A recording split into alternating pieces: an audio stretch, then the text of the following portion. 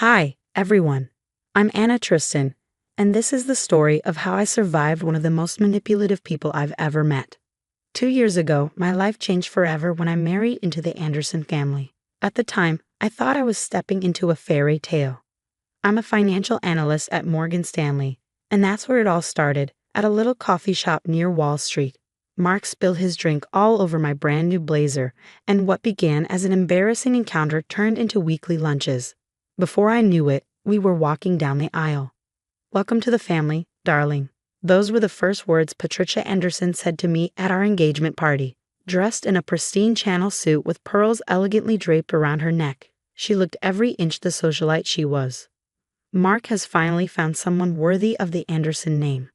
At the time, I felt lucky. The Andersons seemed like the perfect family. Patricia, Mark's mother, hosted extravagant dinner parties in their Greenwich mansion. His brother David was always cracking jokes, and Emma, his sister-in-law, quickly became my closest confidant. Our Sunday dinners at the mansion became a cherished tradition.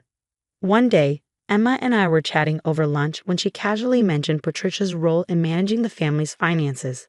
"Mom oversees everything, investments, accounts, you name it," Emma said. "She calls it protecting the family's interests." I shrugged it off. "I'm sure she just wants everyone to succeed." Emma's expression darkened. "Just be careful, Anna. There's more to it than you think." I dismissed her words, focusing instead on my thriving career and the beautiful brownstone Mark and I had just purchased in Brooklyn. Everything felt perfect. But then, during Sunday dinners, I began noticing things. "David, honey, did you make that investment I suggested?" Patricia would ask. "Yes, Mom. Transferred the funds yesterday." "That's my good boy." Or, "Emma, what about those tech stocks we discussed?"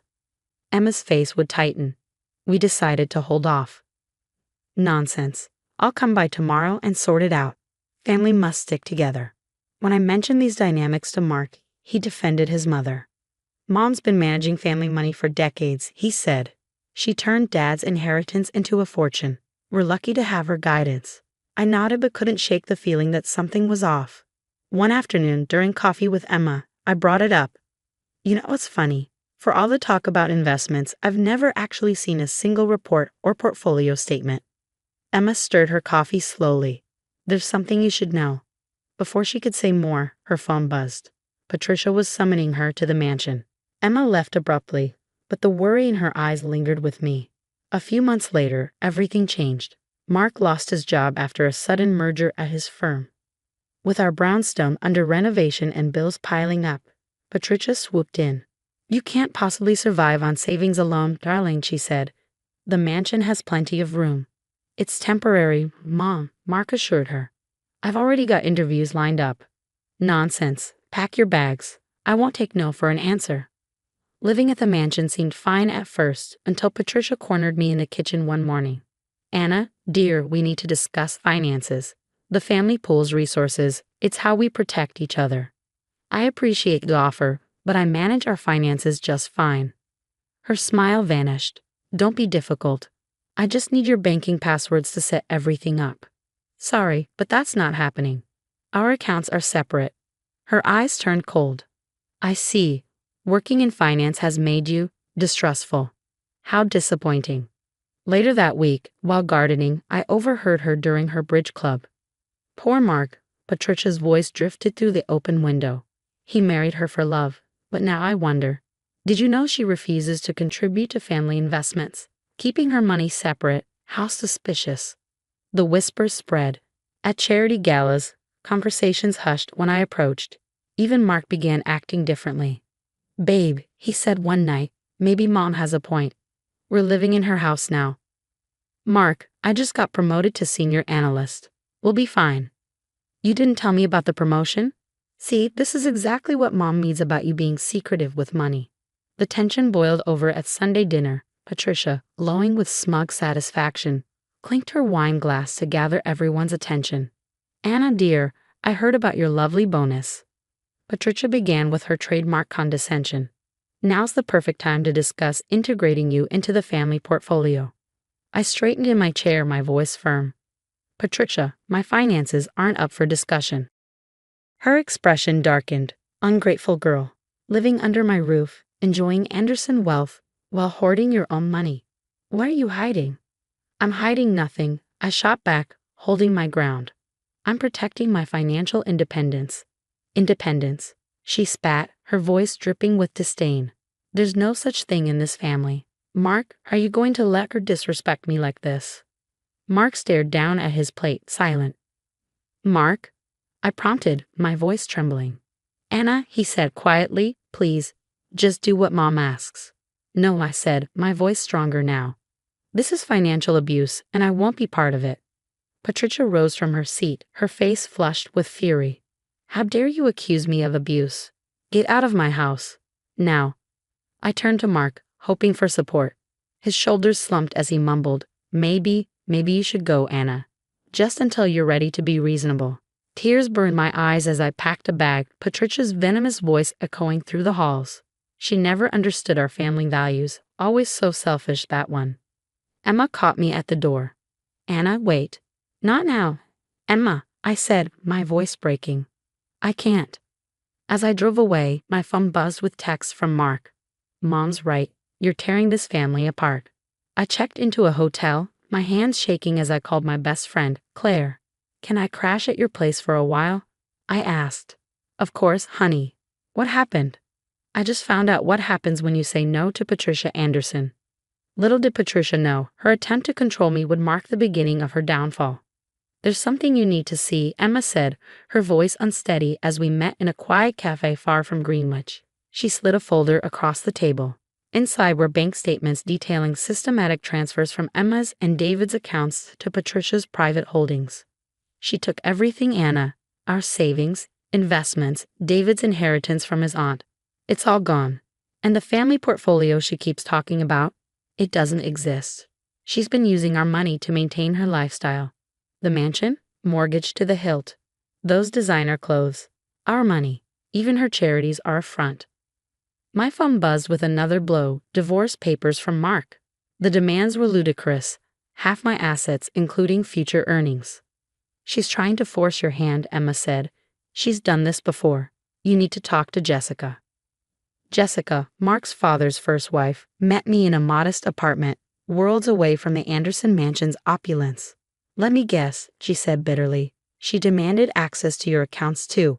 I refused, just like you. Next thing I knew, Richard, her first son, was serving me divorce papers. She took everything in the settlement. Jessica revealed a disturbing pattern. Patricia had married into money 3 times. Each time she drained the family's finances dry. Her first husband died under suspicious circumstances after uncovering her schemes. Her second husband divorced her when she bankrupted him. Mark's father had been her last victim. Why didn't anyone stop her? I asked, horrified. Fear, shame, family loyalty. Patricia is a master manipulator, but look at these. Jessica pulled out documents showing years of money transfers, shell companies, and fraudulent loans. My phone buzzed again. A text from Mark. Mom says if you agree to transfer your assets to the family account, we can work things out. I laughed bitterly. Not this time, Patricia. That night, Emma called, her voice frantic. Anna, she's pressuring David to cut me off. Says I've been conspiring against the family by helping you. We need to stop her. Emma, how much evidence do you have? Everything. I've been documenting her schemes for years. I was too scared to act alone. Send it all to me, I said. I'll need Jessica's help too. For days, I worked through the files. My financial expertise helped uncover the full scope of Patricia's fraud. She hadn't just stolen from her family. She was running a sophisticated Ponzi scheme through her charity foundation, using new family members' money to pay off older debts. Another text from Mark. Mom says you're spreading lies. How could you? Ask her about the foundation's missing millions, Mark. Ask her where your father's real estate fortune went. Then came the call. Is this Anna Tristan? The voice was unfamiliar. Yes. Who's this? My name's Catherine Weber. Patricia's trying to pull me into her family investment scheme. I heard you might have information. I smiled grimly. Patricia's web of lies was unraveling, and she didn't even know it. Meet me tomorrow, I said. Bring any documentation you have. It's time everyone learned the truth about Patricia Anderson. Anna, have you seen the news? Emma's excited voice crackled through the phone as I navigated the morning traffic. What's going on? I asked, adjusting the volume. Patricia's charity foundation is under investigation. Anonymous emails expose suspicious transactions in her accounts. The Greenwich gossip mill is in overdrive. I smirked, imagining the chaos unfolding in Patricia's world. It wasn't long before the headlines hit every corner of her carefully curated social circle. Did you hear about the Anderson Foundation scandal? All those charity galas, just a front. My sister almost invested with her last week. Can you believe it? The dominoes fell quickly. Private loans Patricia had taken out using forged documents all came due at once. Creditors circled like sharks, demanding payment. Anna, you need to see this. Jessica's email pinged my phone with attached images of loan documents. Mark's signature was plastered across them, obviously forged. She's getting sloppy, I muttered, shaking my head. At midnight, Mark's panicked call came through. Anna, Mom tried to access my accounts tonight. She had documents with my signature, but I never signed anything. What's happening? I took a deep breath, steadying my voice. Finally asking the right questions. Mark, check your email. I sent you everything you need to know. The FBI didn't need my tips. They had been investigating Patricia's schemes for months. When they called me in as a witness, they thanked me for my detailed financial analysis. You helped us connect several key dots, Miss Tristan. Anna, please. Mark stood outside my apartment one rainy evening, his hair plastered to his face, desperation etched into his features. I was blind. I'm so sorry. Can we try again? Like you tried to help your mother take everything from me? I asked, my voice cold and steady. Go home, Mark. Emma and Jessica became my strongest allies. Together, we launched a support group for financial abuse survivors, hearing heartbreaking stories from people who had experienced manipulation and betrayal. Helping others heal helped us heal too. The mansion's being auctioned off, Emma mentioned during one of our weekly lunches. David finally sees the truth. We're starting over, far away from Patricia's shadow. When Patricia's sentencing made headlines minus 15 years for investment fraud, money laundering, and forgery, not a single family member attended her hearing. My career soared. My promotion to managing director came with a corner office overlooking Manhattan. On my desk sat a framed photo of Emma, Jessica, and me at our survivor group's first retreat. Looking out at the skyline, I smiled. Patricia thought she could break me by stripping away her family's support. Instead, she taught me something invaluable, my own strength. The Anderson fortune was gone, but I had built something better, true independence and real relationships rooted in honesty, not control. That evening, my phone buzzed.